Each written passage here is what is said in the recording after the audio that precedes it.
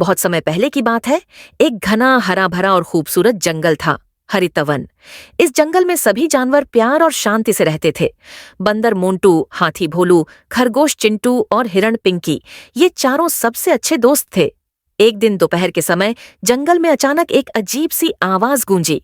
घूं घूं घूं। सभी जानवर डर गए। चारों दोस्तों ने तय किया कि उन्हें जाकर देखना चाहिए। जब वे आवाज की तरफ बढ़े तो देखा एक बड़ा चमकदार नीला पत्थर हवा में धीरे धीरे घूम रहा था। मोंटू ने हैरानी से कहा, ये तो कोई जादुई चीज लगती है। भोलू ने चिंतित होकर कहा, कहीं ये खतरनाक तो नहीं। उसी रात पत्थर से नीली रोशनी आसमान तक पहुंची और सुबह होते ही जंगल में सब कुछ बदल गया। तालाब का पानी सूख गया, पेड़ मुरझाने लगे, जानवरों की आवाजें धीमी हो गईं, सब डर गए।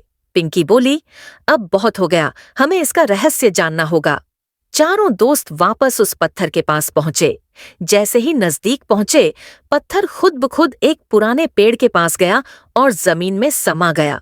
अचानक वहां जमीन फटी और एक गहरी सुरंग खुल गई। चारों दोस्त बिना डरे अंदर उतर गए। सुरंग में दीवारों पर चमकते निशान थे, जैसे किसी ने सदियों पहले बनाए हों।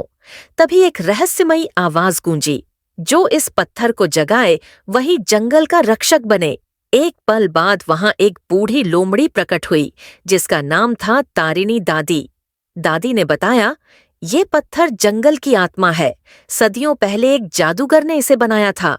जब तक ये शांत रहता है, जंगल सुरक्षित रहता है, लेकिन अगर कोई इसे छेड़ दे तो ये जंगल की सारी ताकत खींच लेता है। पिंकी ने पूछा, तो इसे फिर से ठीक कैसे किया जाए? दादी बोली, इसके लिए 4 पवित्र तत्वों की जरूरत है: पानी, आग, हवा और धरती की शुद्ध शक्ति। अब शुरू हुई चारों दोस्तों की चुनौती भरी यात्रा। भोलू पहुंचा पहाड़ों तक और लाया शुद्ध जल। मोंटू ने गुफा में जाकर अग्नि की लपट हासिल की। चिंटू ने हवा को कैद किया एक नीले फूल में, और पिंकी ने धरती से उस मिट्टी को चुना जहां पहला पेड़ उगा था।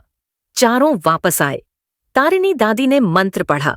जैसे ही चारों ने तत्व पत्थर पर रखे, एक तेज रोशनी फैली और जंगल में जीवन लौट आया।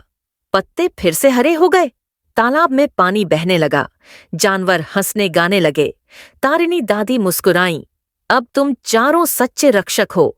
उस जगह अब एक नया पेड़ उगाया, जो हर मौसम में हरा भरा रहता है। लेकिन उस दिन के बाद किसी ने उस पत्थर को नहीं देखा, क्योंकि वो रहस्य अब सिर्फ 4 दोस्तों के दिल में छुपा है।